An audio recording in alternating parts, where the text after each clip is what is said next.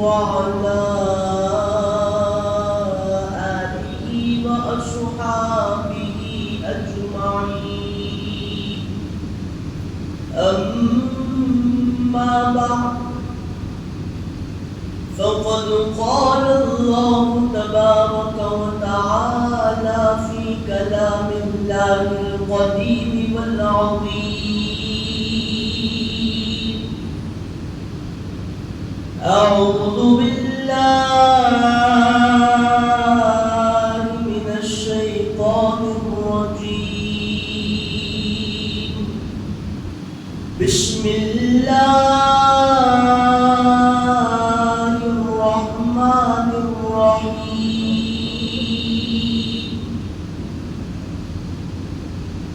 وما خلقت الجن والإنس إلا ليعبدون. صدق الله العظيم. وبلغنا رسوله النبي الأمين المتين الكريم، ونحن على ذلك لمن الشاهدين والشاكرين، والحمد لله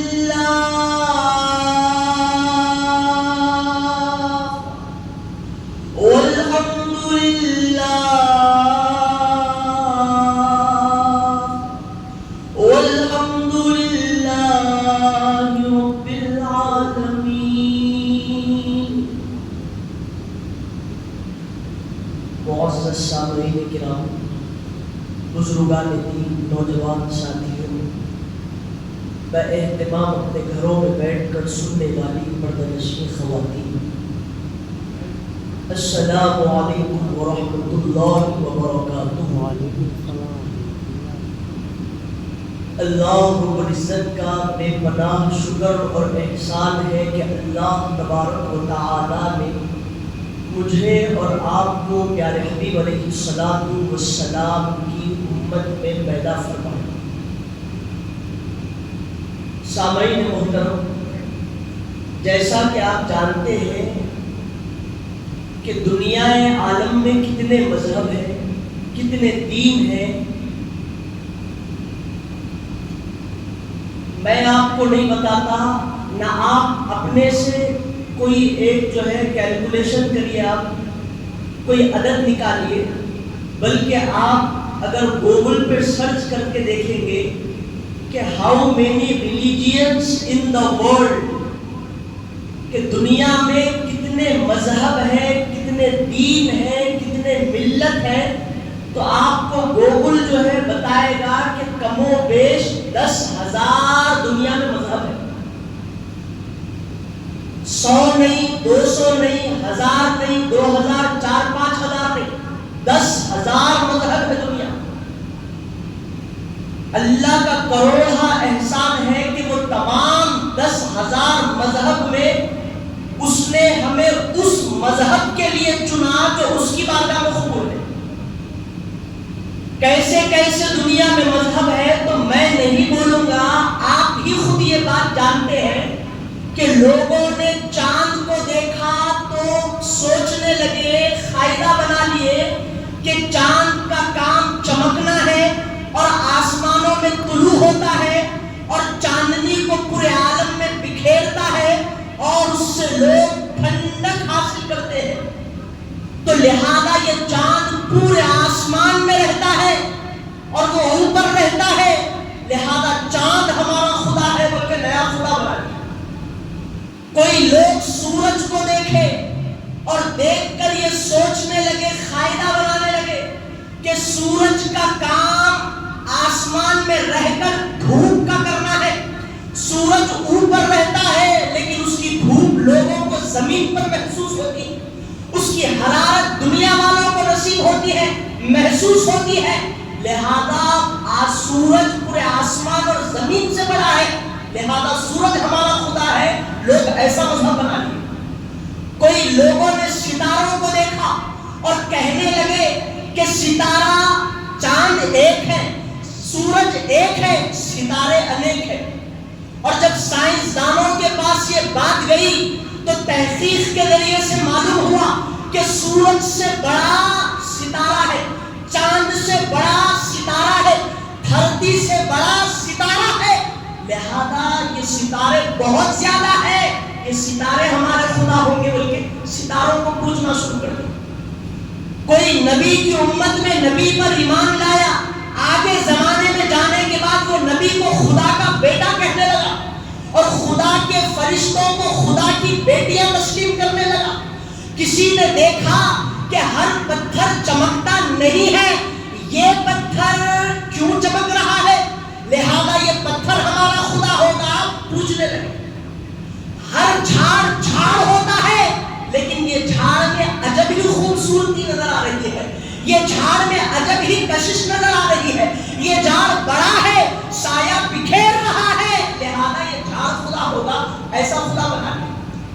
ہر کسی نے کسی نہ کسی کو خدا بنا دیا تو مذہب اس کی بارگاہ میں کوسا قبول ہوگا۔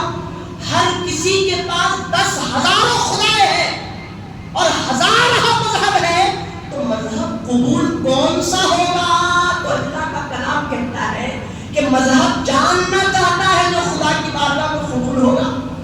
اے اللہ جاننا چاہتے ہیں تو خدا کہتا ہے کہ کلو پڑھو میرا کلام، دیکھو میرا کلام، ان الدین عند اللہ الاسلام۔ مذہب تو بہت سارے ہیں، دین تو بہت سارے ہیں، لیکن جو دین خدا کی بارگاہ میں قبول ہوگا وہ اسلام ہوگا۔ وہ دین ہوگا جو خدا کو ماننے والا ہوگا، جو مصطفیٰ کی رسالت کو تسلیم کرنے والا ہوگا، مصطفیٰ کی نبوت کو ماننے والا ہوگا، وہ اسلام قبول ہوگا اللہ کی بارگاہ میں، وہ دین اللہ کی بارگاہ میں قبول ہوگا۔ ہم کو اللہ چاہتا تو ہم کو کام بھی پیدا کر سکتا تھا، کوسی بھی مندر کی کیسی کی گھنٹی بجا لیتے بیٹھتے تھے، اس کا ہم غلاموں پر گناہگاروں پر اتنا کرم ہو گیا۔ آپ ہی دیکھو، میں نے وہ اتنے ہزاروں مذہب سے نکال کے اس کو پوجنے والا بنا دیا، اس کی عبادت کرنے والا بنا دیا، اس کو مالک و مولا کہنے والا بنا دیا، اس کو رب العالمین کہنے والا بنا دیا، اس کو تمام جہانوں کا خدا بننے والا بنا دیا۔ اچھا، اس کے بعد اگر انہیں چاہتا تو کسی بھی پیغمبر کی امت میں پیدا کرتا تھا؟ نہیں کرتا تھا۔ وہی مسلمان دے کے، وہی مسلمانی دے کے، وہی ایمان دے کے حضرت آدم کی امت میں پیدا کر سکتا تھا، حضرت نوح علیہ السلام کی امت میں پیدا کر سکتا تھا، اجی ابراہیم و اسماعیل و اسحاق و زکریا کی امت میں پیدا کر سکتا تھا مسلمان بنا۔ اگر وہ چاہتا تو ہم غلاموں کو حضرت عیسیٰ، حضرت موسیٰ کی امت میں پیدا کر سکتا تھا، لیکن اللہ کو 1,24,000 نبیوں میں نبی بھی دیا تو تمام نبیوں کا سردار دیا، نبی بھی دیا تو تمام نبیوں کا امام دیا۔ اجی وہ نبی عطا فرمایا جو نبی تمام نبیوں کے تاجدار ہے۔ ہر نبی کی آنکھوں کے سرمے کا نام محمد عربی ہے، ہر نبی کے سر کے تاج کا نام محمد عربی ہے، اور ہر نبی کے کلمے کا نام محمد۔ ہر نبی کی امت اپنے نبی کے نام کا کلمہ پڑھتی تھی۔ حضرت ابراہیم کی امت نے لا الہ الا اللہ ابراہیم رسول اللہ پڑھا، حضرت موسیٰ کی امت نے موسیٰ رسول اللہ کہا، حضرت داؤد کی امت نے داؤد رسول اللہ کہا، حضرت سلیمان بھی رسول تھے، ان کی امت نے سلیمان رسول اللہ کہا، حضرت عیسیٰ کی امت آئی تو کہنے لگی کہ لا الہ الا اللہ عیسیٰ رسول اللہ۔ اب آپ کے نام نبی کا کلمہ آپ پڑھ رہے لا الہ الا اللہ محمد رسول اللہ، اب ذرا ذہن پہ غور ڈال کے بولو آپ کہ ہر نبی کی امت ان کے نبی کے نام کا کلمہ پڑھتی تھی، تو مولانا پھر وہ نبی کس کے نام کا کلمہ پڑھتے تھے؟ تو جواب یہ ملتا ہے خدا کی بارگاہ سے، ہر نبی کی امت اپنے نبی کے نام کا کلمہ پڑھتی تھی، لیکن جب باری حضرت آدم کی آئی، جب باری حضرت ابراہیم کی آئی، حضرت اسماعیل کی آئی، جب کے نام کا کلمہ بنا، لا الہ الا اللہ محمد رسول اللہ۔ تو قربان جاؤ، جو نبی اپنے زبان سے جو کلمہ پڑھتے تھے انبیاء، وہ 1,24,000 نبیوں کی بولی اللہ ہم کو بلوانے کی توفیق دیا۔ ہم جو بول رہے ہیں، کبھی وہ ابراہیم بھی بولا کرتے تھے، ہم جو بول رہے وہ 1,24,000 نبی بولا کرتے تھے، وہ کلمہ ہم پڑھ رہے۔ یہ اللہ کا ہم غلاموں پر اتنا بڑا احسان عظیم ہے۔ اب اللہ تعالیٰ ہم کو بنا دیا تو آپ کو اتنا بڑا اللہ کا کرم ہو گیا، دیکھو ہم غلاموں پر اسلام دیا، پیارے حبیب کا دامن دے دیا۔ اب اس کے بعد اللہ ہر چیز کے پیچھے مقصد ہوتا، ریزن ہوتا، سبب ہوتا، کچھ تو بات ہوتی۔ انسان بھوکا ہے، کھا رہا ہے، تو کہیں کو کھا رہا تو کیا مقصد ہے؟ تو انسان بولتا کہ مجھے بھوک لگ رہی اسی لیے کھا رہا، مقصد ہے کھانے کے پیچھے۔ انسان پانی پی رہا ہے، کیوں پی رہا ہے؟ تو پانی پینے کے پیچھے مقصد ہے، ریزن ہے، سبب ہے، وجہ ہے، کیا ہے؟ تو پیاس بجھ جائے، مقصد ہے۔ کپڑے پہن رہا ہے، کیا وجہ ہے؟ ننگا جسم ڈھک جائے۔ ٹوپی پہن رہا ہے، کیا وجہ ہے؟ مسلمانوں کے سر کا تاج ہے۔ ہر چیز کے پیچھے مقصد ہے۔ کام کر رہا ہے، کیوں کر رہا ہے؟ پیٹ چل جائے، بھوک مٹ جائے پیٹ کی، کھانے کے لیے کام کر رہا ہے۔ بیوی بچوں کو، ماں باپ کو کھلانا ہے، کام کر رہا ہے۔ ہر چیز کے، دنیا دار کے ہر چیز کے کام کا مقصد ہے۔ ہر دنیا کا اچھا ہو برا ہو، اچھا خالی بیٹھے والا بندہ ہے، خالی بیٹھ رہا ہے، خالی جو ہے مسئلے پانے چیزوں نے کام کر لیتے بیٹھے ہوا ہے، اس کے بھی پیچھے مقصد ہے۔ کیا مقصد ہے؟ تو لاٹھوری کرنا مقصد ہے، ٹائم پاس کرنا مقصد ہے۔ تو ہر چیز کے پیچھے کوئی نہ کوئی مقصد چھپا ہے۔ تو بننے والے انسان کے ہر کام کے پیچھے جب مقصد ہے، تو بنانے والے خالق نے ہم کو بنایا تو اس کا مقصد نہیں ہوگا۔ انہیں ہم کو پیدا کرا تو اس کا مقصد نہیں ہوگا کہیں کو پیدا کرا۔ یہی چلر حرکتہ کرنا، گناہ کرنا، اپنی مرضی چلانا، اپنے نفس کو جو ہے موٹا کرنا، اس کے مطابق، اس کی خواہش کے مطابق زندگی گزارنا، تو کیا مقصد ہے مولا کہ تو حضرت آدم کو پیدا کرا اور ان کے ذریعے سے ہم کو وجود بخشا؟ ہمارے پیچھے مقصد چھپے ہوئے ہیں، تو بنایا تو اس کے پیچھے مقصد کیا ہے؟ تو اللہ قرآن مجید میں ارشاد فرماتا ہے کہ مقصد جاننا چاہتا ہے تو پڑھ ہمارا کلام مجید۔ اللہ فرماتا ہے ما خلقت الجن والانس الا لیعبدون، ہم نے جنات اور انسانوں کو اسی لیے بنایا ہے کہ وہ دنیا میں رہے اور خدا کی عبادت کرے۔ یہ انسان کے بنانے کے پیچھے مقصد ہے۔ حضرت عبداللہ بن عباس رضی اللہ تعالیٰ عنہ ارشاد فرمائے کہ یہاں پر سید المفسرین تھے حضرت عبداللہ بن عباس، آپ ارشاد فرمائے کہ یہاں پر خالی اللہ کی عبادت مراد نہیں ہے، اللہ کی آیت میں کیا مراد ہے؟ تو لیعرفون مراد ہے، یعنی وہ عبادت میں اللہ کی بندے کو پہچان ہونا مراد ہے۔ عبادت کرے تو بھی اس طرح کرنا کہ اس میں بندے کو خدا کی پہچان ہونا۔ اللہ کو پہچاننے کے لیے اللہ بندوں کو دھرتی پہ پیدا کرا میرے بھائی، میں اپنے سے نہیں بتاتا، فیصلہ آپ کرو۔ ایک انسان کھانا کھا رہا ہے تو ایک چاول ہے، اگر اس سے بریانی بنائی جائے تو بریانی کا مزہ آ رہا ہے، وہی چاول میں اگر کھچڑی بنائی جائے تو کھچڑی کا مزہ لے رہا ہے، اسی میں تہاری بنائی جائے تو چاول سے تہاری کا مزہ لے رہا ہے، بگارا بنایا جائے تو بگارے کا مزہ لے رہا ہے، کھارے کا مزہ کھایا تو کھارے کا مزہ آتا، کھارا کھایا تو کھارا کھانے کے بعد یہ نہیں بولتا کہ میرے کو ڈبل کے میٹھے کا مزہ آ، اگر بول دیا تو دیوانہ ہو گیا بولتا سننے والا۔ تو جب تو کھارا کھا رہا ہے تو کھارے کا مزہ لے رہا ہے، میٹھا کھایا تو میٹھے کا مزہ آ رہا ہے، گناہ کر رہا تو وقتی طور پر لذت مل رہی ہے۔ تو ہر چیز کے پیچھے کچھ نہ کچھ حاصل ہو رہا ہے، تو پھر خدا کی عبادت کر رہا ہے، مزہ کیوں نہیں آ رہا؟ Point to be noted.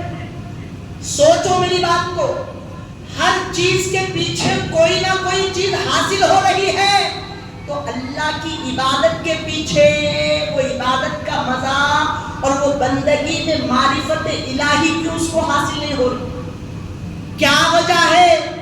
حضور پاک علیہ الصلوۃ والسلام جب معراج سے تشریف لائے تو صحابہ اکرام نے عرض کیا کہ یا رسول اللہ فداک ابی و امی, آپ پر ہمارے ماں باپ قربان ہے.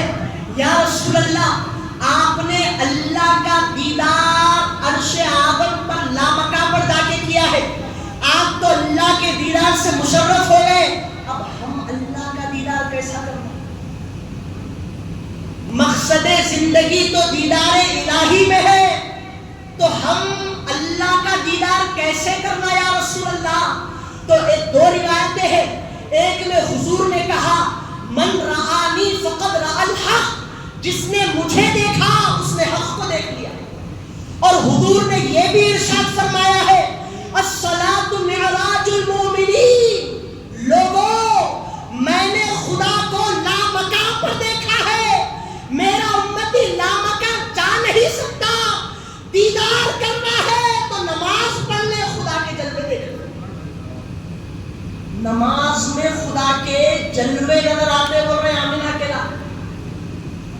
یہ باپ دادا کی لکھی ہوئی ڈائری کی حدیث نہیں ہے, ڈائری میں موجود, یہ کوئی بزرگان دین اسلاف کے لکھے ہوئے باتیں نہیں. اللہ والوں کے کوئی جو ہے بائیکاٹ کر سکتا تھا, بات ہم نہیں مانتے ولی کو بول کے, لیکن یہ تمام نبیوں کے سردار ارشاد فرما رہے الصلاۃ معراج المؤمنین, خدا کو دیکھنا ہے, اس کی تجلیات کا مشاہدہ کرنا ہے, تو نماز میں بندوں کو معراج ہوتی ہے. نماز مومنین کے لیے معراج ہے, بول رہے حضور. ہم سال ہر سال اللہ کی نماز ادا کر رہے ہیں, ہم کو معراج کیوں نہیں ہوئی مجھ صاحب؟ تو عزیزان محترم یہ وجوہات ہیں. نماز میں اللہ کا دیدار ہوتا, ہر چیز کے پیچھے کوئی نہ کوئی چیز حاصل کرنے والا انسان یہ کئی کو نہیں سوچ رہا ہونے کہ نماز میں میرے کو چیز حاصل نہیں ہو رہی. بلکہ نماز بندوں کو اللہ کی معرفت کراتی ہے, نماز میں اللہ کے جلووں کا مشاہدہ ہوتا ہے, لیکن ہم اس سے دور ہو گئے. اب ہم کرنا تو کرنا کیا, تو اپنے باطن کی اصلاح کرنا. اب وہ اصلاح کیسے ہوتی؟ ذکر تو ٹھیک ہے, عبادتیں تو ٹھیک ہے, لیکن سب سے پہلے نماز کو درجہ دینا. سب سے ہر عبادت میں سب سے فوقیت اگر کسی کو دینا ہے تو وہ نماز کو دینا. اب اتنا ہی نہیں کہ خالی نماز پڑھ رہے ہیں, اس سے ہو رہا کیا؟ تو حضور پاک علیہ السلام ارشاد فرماتے ہیں کہ میرا بندہ انسان, حضور پاک علیہ السلام ارشاد فرماتے ہیں کہ میرا امتی جب نماز کے لیے کھڑا ہو جاتا ہے, انسان جب نماز کے لیے کھڑا ہو جاتا ہے, کبرا, جب وہ اذا کبرا, جب وہ تکبیر کہتا ہے, یقول اللہ عز وجل للملائکۃ, اللہ تعالیٰ فرشتوں سے کہتا ہے اے فرشتوں ارفعوا ذنوب عبدی علی رقبتہ, کہ فرشتوں میرا بندہ میرے دربار میں کھڑا ہو رہا ہے, میرا بندہ تکبیر کہہ رہا ہے میری بارگاہ میں آ کر, اور میں دیکھ رہا ہوں کہ اس کے دل میں گناہوں کی سیاہی ہے, میں دیکھ رہا ہوں کہ وہ گناہوں میں لت پت ہے, صغیرہ گناہ بھی اس نے کیے ہیں, کبیرہ گناہ بھی اس نے کیے ہیں, اور یہ گناہوں کے ساتھ میری بارگاہ میں 2 رکعت ادا کرنے کے لیے آ رہا ہے. فرشتوں میں یہ نہیں چاہتا کہ میرا بندہ میری بارگاہ میں کھڑے گناہوں کے ساتھ ارفعوا ذنوب علی رقبتہ, اس کے گناہوں کو اس کی گردن سے اٹھا دو, بلکہ اللہ ارشاد فرماتا ہے ہم گناہگار, ہم خطاکار, ہم سیاہکار, لیکن اتنے گناہ ہوتے ہوئے بھی جب اس کے لیے نماز پڑھنے کے لیے آ رہے, ہم کو معلوم ہم خالی نماز پڑھ رہے, لیکن اللہ اوپر کیا کیا دل کھلا رہا ہے ہمارے لیے وہ آپ دیکھو. یہ کیسا معلوم ہوا؟ تو مصطفیٰ کے ذریعے سے ہم کو معلوم ہوا. حضور فرما رہے کہ اللہ فرشتوں کو کہتا ہے کہ میرے بندے کی گردن سے اس کے گناہوں کو اٹھا لیا جائے. اب وہ جیسے ہی گناہوں کو اٹھا لیا جاتا ہے, وہ اللہ مان لیتا گناہوں سے پاک ہو گیا. اب گناہوں سے پاک کوئی گناہ نہیں. اب حضور فرماتے ہیں کہ پوری نماز میں دوسرا سلام پھیرے تک اس کے گناہ جو ہے اس کے سر کے اوپر لٹکے ہوئے رہتے ہیں. پورے گناہ سر کے اوپر لٹکے ہوئے رہتے ہیں. اب جیسے ہی دوسرا سلام پھیر دیتا ہے تو فرشتے اللہ کی بارگاہ میں عرض گزار ہوتے ہیں. فرشتے دیکھتے رہتے کب سلام پھیرتا, کب مصروف ہوتا, کب گناہ پلٹ کے اس کی آنکھ میں داخل کر دیتا. تو اللہ سے عرض گزار ہوتے ہیں کہ مولا اس کے گناہوں کو ہم نے نماز تک اٹھا لیا تھا, اب یہ نماز سے فارغ ہو گیا ہے مولا, اے اللہ تو حکم دے دے تو اس کے گناہوں کو واپس اس کے اوپر ڈال دیتے ہیں. تو اللہ کی بارگاہ سے کیا جواب آتا؟ فیصلہ تو یہ ہے کہ گناہ ٹھیک ہے اٹھا لیے تھے, اب نماز سے باہر ہو گیا, ڈال تو ہو گئی, بات ختم ہو گئی. اصول تو یہ ہے, انصاف تو یہ ہے, لیکن قربان جاؤ ہمارے مولا پر, قربان جاؤ ہمارے خدا کی ذات پر جو رحمت للعالمین مصطفیٰ کو بنایا ہے, جو تمام رحمتوں کی سردار ہے. اب اللہ رب العزت ارشاد فرماتا ہے کہ اے فرشتوں سنو, یہ تمہارے خدا کی شان نہیں ہے, یہ تمہارے خدا کی ذات کے خلاف ہے کہ ایک مرتبہ کسی کے گناہوں کو اس کی ذات سے اٹھا لیا جائے تو دوبارہ اس کے اندر منتقل کر دیا جائے. اٹھا لیے ایک بار اٹھا لو, نیا دفتر شروع کر دو اسے. یہ ہمارے خدا کی شان ہے. آپ خالی نماز پڑھ رہے ہیں, آپ کو معلوم ہے, لیکن وہ نمازوں کے ذریعے سے جو آپ کے گناہ معاف ہو رہے ہیں وہ آپ کو نہیں معلوم. ان الصلاۃ تنہی عن الفحشاء والمنکر, بے شک نماز برائیوں سے, بے حیائیوں سے بندوں کو روکتی ہے. نماز میں لذتیں حاصل کرنا, نماز میں ایک عجیب قسم کی روحانیت محسوس ہونا. اب سامعین محترم, اتنا بڑا اللہ کا کرم ہو گیا ہمارے اوپر کہ آؤ نماز پڑھو گناہوں کو معاف کرو, آؤ نماز پڑھو گناہوں کو معاف کرو. اچھا اتنا ہی ہے صاحب؟ ارے نماز کے بہت سارے فوائد ہیں. حضور نے کہا الصلاۃ عماد الدین, نماز دین کا ستون ہے. بول رہے حضور, نماز دین کا ستون ہے. اگر وہ ستون مضبوط نہیں رہا تو عمارت ڈھل جاتی. جیسا عمارت کے لیے ستون کا مضبوط ہونا شرط ہے, دین کے لیے نماز کا مضبوط ہونا شرط ہے انسان کے.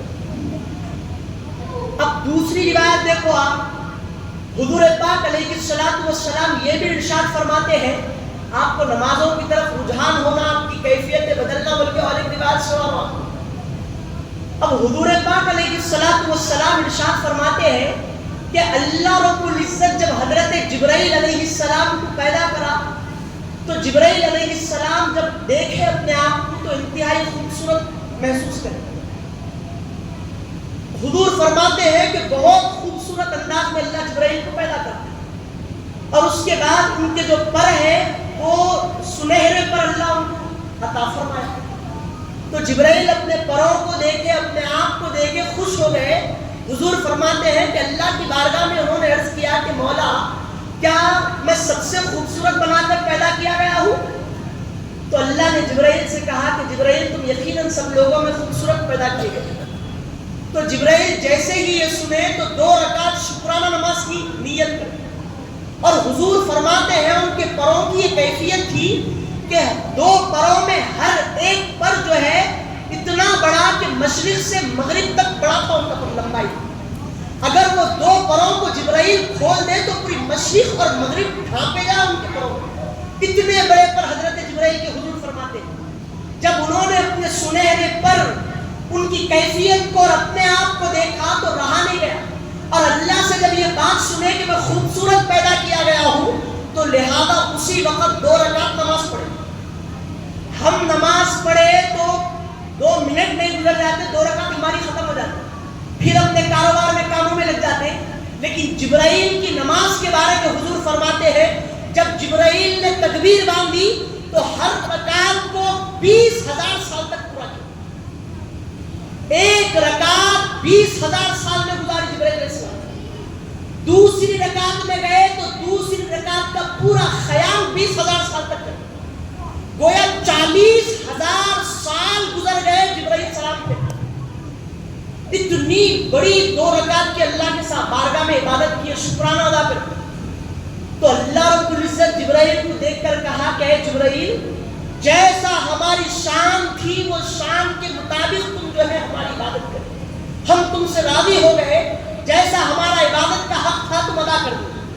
لیکن جبرائیل ایک بات سنو. جبرائیل الرٹ ہو گئے، ایکشن میں آ گئے، سننے لگے کہ مولا عرض کر کیا کہنا چاہتا. پہلے تو خوش ہو گئے کہ اللہ کی بارگاہ میں نماز قبول ہو گئی. اب جبرائیل علیہ السلام سے اللہ کہہ رہا ہے کہ اے جبرائیل، جس طرح تم نے میرا حق ادا کرنا تھا ویسی عبادت تم نے کر کے مجھے راضی کر لیا ہے. لیکن جبرائیل یہ بھی بات سنو، ایک زمانہ ایسا آئے گا تمام نبیوں کے آ کر چلے جانے کے بعد ہمارے حبیب دنیا میں پیدا ہوں گے، جن کا نام دھرتی پر محمد ہوگا، آسمانوں میں احمد ہوگا.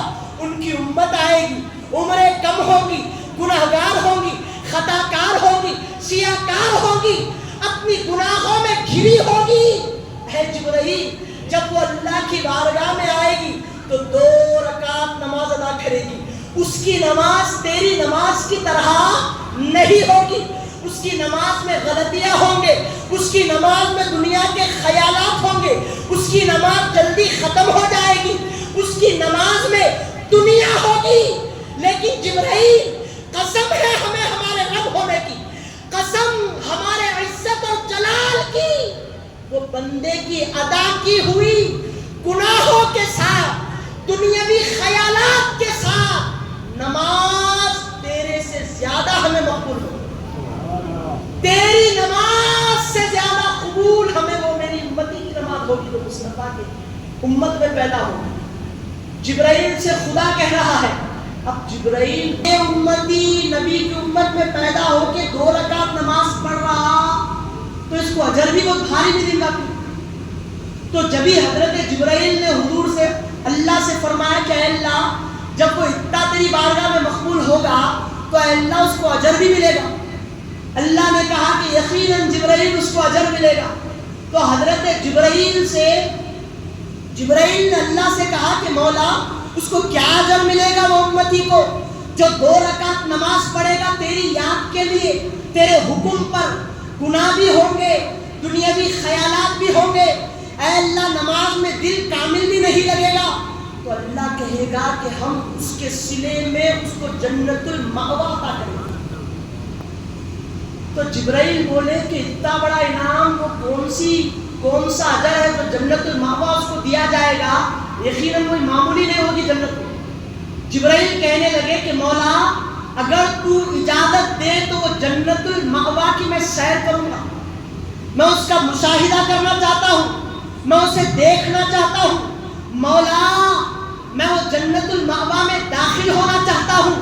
تو اللہ نے کہا کہ اے جبرائیل، اگر تمہاری یہ خواہش ہے تو جاؤ، ہم تمہاری خواہش کو پورا کرتے ہیں.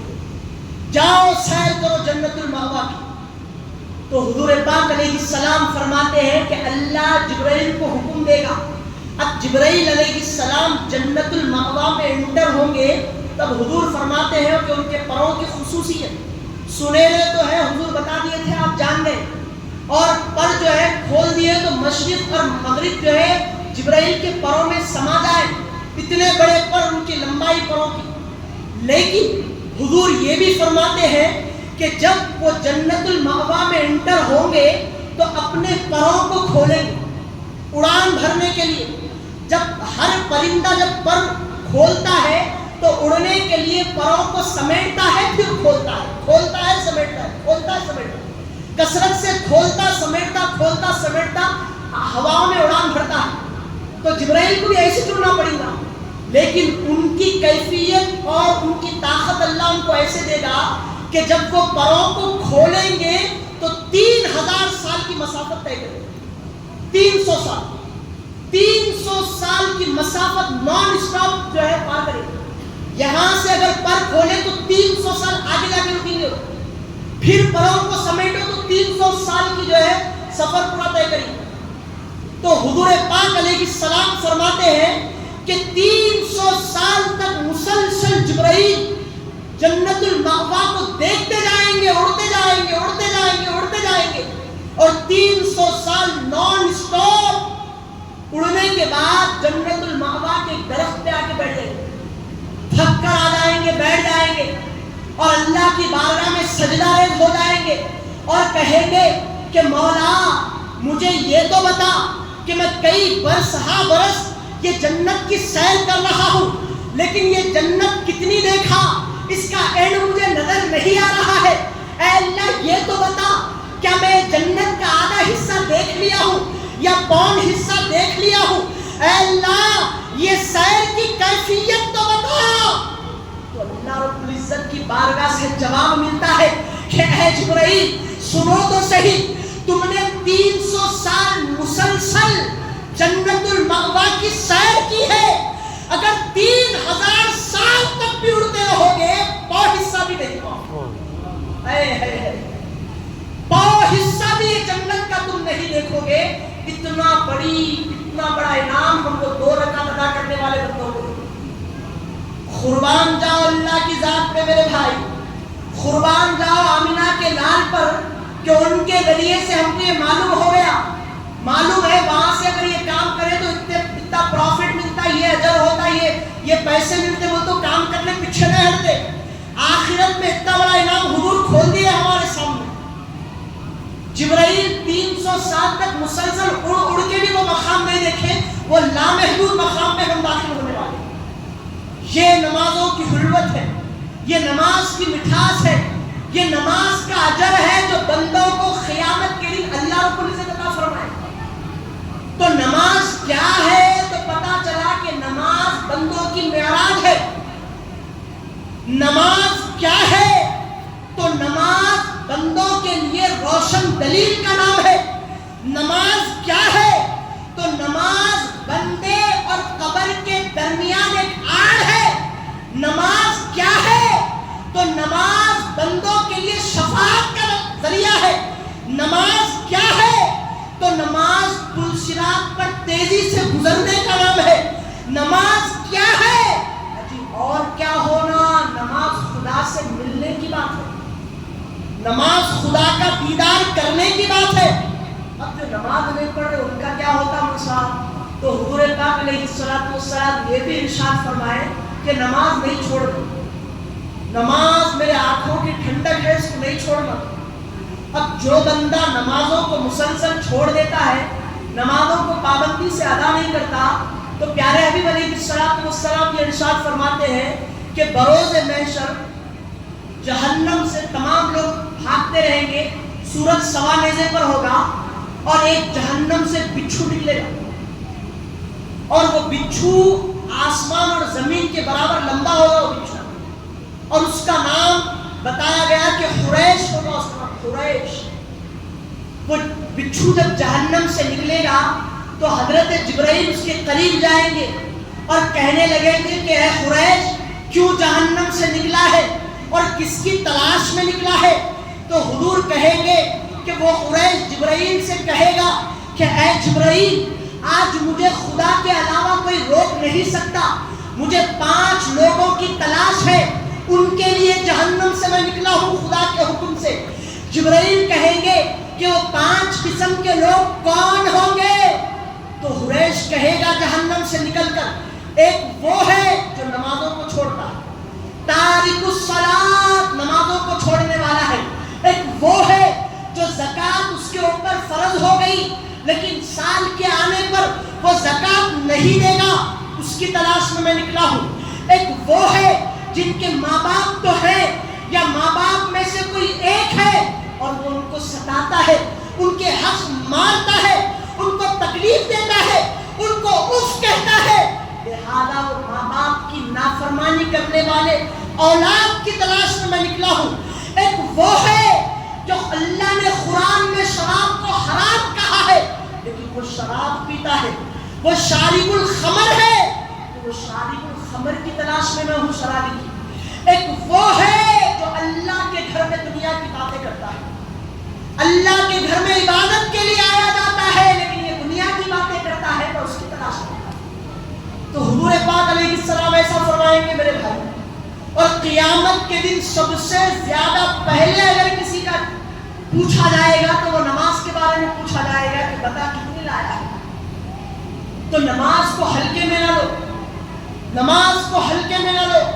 سامعین محترم، پیارے حبیب علیہ الصلوۃ والسلام ارشاد فرماتے ہیں 3 چیزیں ایسے ہیں جو بندے کو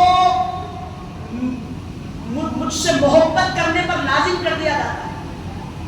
3 چیزیں ایسے ہیں جس سے میں میری امتی سے راضی ہو جاتا ہوں، حضور فرمایا، اور حقیقتاً میں ان سے راضی ہو جاتا ہوں۔ وَمَنْ ضَيَّعَهُنَّ فَهُوَ عَدُوٌّ لِّي حَقًّا، اور جو ان 3 چیزوں کو چھوڑ دیتا ہے تو وہ میرا حقیقی دشمن بن جاتا ہے۔ حضور سے بغاوت ایک امتی کے لیے اچھی نہیں ہوتی۔ کیوں؟ میدان محشر میں اگر شفاعت کوئی کرائے گا تو وہ نبی آخر زمان ہوگا، ان سے بغض رکھ کے ہم اور کدھر جائیں گے میرے بھائی؟ حضور بول رہے ہیں کہ جو ان کو چھوڑ دے گا 3 چیزوں میں سے کسی ایک کو بھی، وہ میرا حقیقی دشمن بن جائے گا۔ صحابہ نے عرض کیا یا رسول اللہ وہ 3 چیزیں کیا ہے؟ تو حضور پاک علیہ الصلوۃ والسلام ارشاد فرماتے ہیں وہ 3 چیزوں میں سے ایک چیز الصوم، روزہ ہے، روزہ نہیں چھوڑنا بندے، والصلاۃ، اور نماز ہے، وغسل الجنابت، اور غسل جنابت ہے، بولے حضور، جنابت یہ غسل ہے، بولے حضور پاک علیہ الصلوۃ والسلام۔ یہ 3 چیزیں ایسے ہیں جو بندوں سے جلدی چھوٹتی ہے، ٹائم پہ بندے اس کو ادا نہیں کر سکتے، نماز کو اپنے وقت پہ ٹائم پہ پڑھ نہیں سکتے، کاروبار میں لگ جاتے، غسل فرض ہوا جلدی نہیں کر سکتے، اس کے اندر دیر لگا دیتے، روزہ اب پڑھیں گے جب پڑھیں گے ٹال دیتے۔ حضور بول رہے ہیں کہ 3 چیزیں ایسی ہیں جو بندے کو میرا حقیقی ولی بناتی ہے، وَمَنْ ضَيَّعَهُنَّ فَهُوَ عَدُوٌّ لِّي حَقًّا، اور جو ان کو ضائع کر دے گا وہ میرا حقیقی دشمن بن جائے گا۔ اور حضور یہ بھی ارشاد فرماتے ہیں، بات بول کے اپنی گفتگو کو ختم کرتا ہوں، ہمارے پاس لوگ ایسے بہت سارے ہیں جو نماز پڑھتے نہیں بول کے نہیں، لیکن نماز کو اس کے وقت پہ نہیں پڑھتے۔ اب ظہر کا وقت 1 بجے سے مثال کے طور پہ 4 بجے ختم ہو رہا تو وہ ٹائم پہ نہیں پڑھتے ظہر۔ معراج میں جب جا رہا تھا اللہ کے دیدار کے لیے تو میں نے دیکھا کہ بہت سارے مرد اور عورت ایسے ہیں جن کے چہروں پر بڑے بڑے بھاری پتھروں کو مارا جا رہا ہے اور نہروں کی طرح ان کی پیشانیوں سے خون جاری ہو رہا ہے، ایک نہر کی طرح رواں دواں ہو رہا ہے۔ میں نے جبرائیل سے پوچھا کہ جبرائیل یہ کون لوگ ہیں جن کے سروں پر سے خون نہروں کی طرح رواں دواں ہے؟ تو جبرائیل کہنے لگے کہ یا رسول اللہ یہ وہ لوگ ہیں جو نماز تو پڑھتے تھے لیکن اپنے وقت میں نہیں ادا کرتے تھے۔ تو نماز کو وقت میں نہیں پڑھنے والوں کے لیے اتنا بڑا عذاب مل رہا ہے۔ تو سامعین محترم، وقت ختم ہو گیا، آپ کو بس اتنا بتانا چاہتا ہوں کہ ہم دنیا میں آئے میرے بھائی زیادہ وقت رہنے کے لیے نہیں آئے، اور ہمارے دنیا کا مقصد کھانا یہ زندہ رہنے کے لیے ہے، پینا زندہ رہنے کے لیے ہے، اور باقی چیزیں پیسے کمانا یہ دنیا میں زندگی ہے تک ہے، لیکن دنیا میں جو حقیقی مقصد اگر کوئی بندے کا ہے تو وصال یار ہے، خدا سے ملاقات ہے۔ اور خدا کی قسم کوئی یہ بندہ کہتا ہو کہ خدا سے ملاقات بھی ہوگی اور نماز ادا کی نہیں جائے گی، خدا کا وصال اس کو نہیں ہوگا۔ خدا سے ملاقات کرنا ہے، اس کے جلووں کو دیکھنا ہے، تو نماز ایک ایسا واحد ذریعہ ہے جس کے ادا کرنے سے اللہ کے جلووں کا بندوں کو مشاہدہ ہوتا ہے۔ اللہ سے دعا ہے کہ اللہ ہمیں کہنے اور